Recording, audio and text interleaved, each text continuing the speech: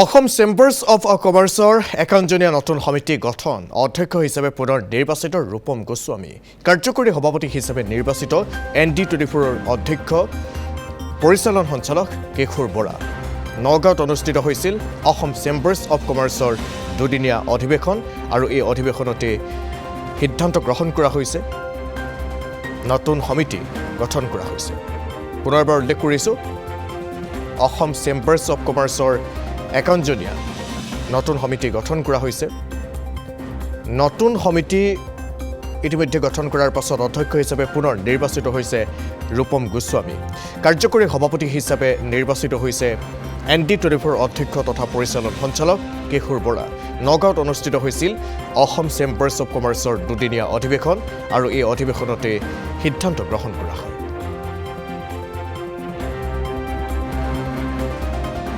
একাউণ্টজনীয়া নতুন সমিতি গঠন কৰা হৈছে অসম চেম্বাৰ্ছ অফ কমাৰ্চৰ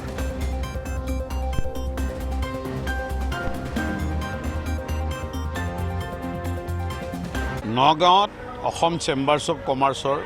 যোৱা দুদিন ধৰি ৰাজ্যিক অভিৱৰ্তন হয় আৰু অসমৰ প্ৰত্যেকখন জিলা প্ৰায় আমাৰ 24খন সাংগঠনিক জিলা আছে তাৰ 20খন জিলাই উপস্থিত থাকে 4খন জিলা বানপানীৰ বাবে আহিব নোৱাৰিলে আৰু এখন আমাৰ নতুন কমিটি হয় উক্ত কমিটিত মোক অধ্যক্ষ ৰূপে আৰু আমাৰ কিশোৰ বৰা ডাঙৰীয়া ৱৰ্কিং প্ৰেছিডেণ্ট শিশিৰ কলিতা ডাঙৰীয়া working president Jayanta Sharma working president আৰু আমাৰ নগাঁৱৰ দেৱাংশু শৰ্মাক PP হিচাপে 51জনীয়া এখন কমিটি গঠন হয় আৰু আমি এটা সিদ্ধান্ত লওঁ বিশেষ সিদ্ধান্ত হেতু হ'ল যে আমি দেখিবলৈ পাইছোঁ যে আজিকালি বেমাৰ হ'লে সকলোৱে টেষ্ট কৰিব লাগে আৰু এই টেষ্টত বহুত টকা খৰচ হয়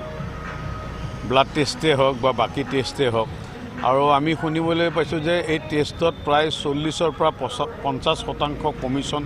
ডক্টৰক দিব লাগে যোনে ৰেফাৰ কৰে গতিকে আমি সকলোবোৰ জিলা কমিটিক আমি আহ্বান জনাইছোঁ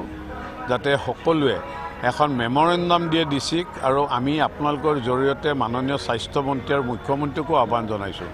যাতে ইমান বৃহৎ যদি 50% কমিশ্যন তাৰমানে 100 টকা যদি হয় 50 টকাই কমিশ্যনৰ নামত যায় সেইখিনি যদি জনসাধাৰণে সকাহ পায়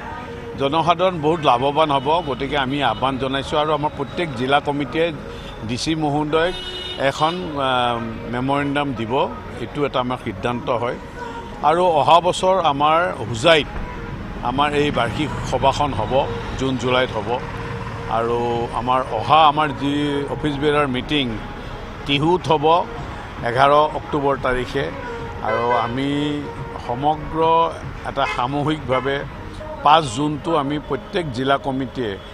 বিশ্ব পৰিৱেশ দিৱস হিচাপে আমি উদযাপন কৰিম তাৰ লগতে অসমৰ পৰ্যটন ক্ষেত্ৰখিনি আমি কেনেকৈ আগুৱাই লৈ যাব পাৰোঁ তাৰো আমি প্ৰয়াস কৰিম আৰু আজি আমি কিছুমান প্ৰতিজ্ঞা লওঁ ইয়াতে প্ৰতিজ্ঞা আমি ওঠ লওঁ যে আমি লোকেল ফৰ ভোকেল আমি লোকেল যিখিনি গহনা বনাই যেনেকৈ নগাঁৱত বহুত গহনা আছে সেইখিনি আমি আগবঢ়াই লৈ যাম আজিকালি ডেষ্টিনেশ্যন মেৰেজ হয় এই ডেষ্টিনেশ্যন মেৰেজ যাতে ভাৰতবৰ্ষৰ ভিতৰতে থাকে আবদ্ধ হৈ এনেকুৱা ধৰণৰ আজি বহুকেইটা আমি শপত লওঁ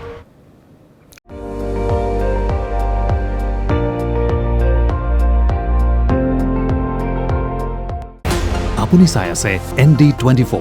সৰ্বশ্ৰেষ্ঠ নহয় সৰ্বোত্তমৰ দৌৰ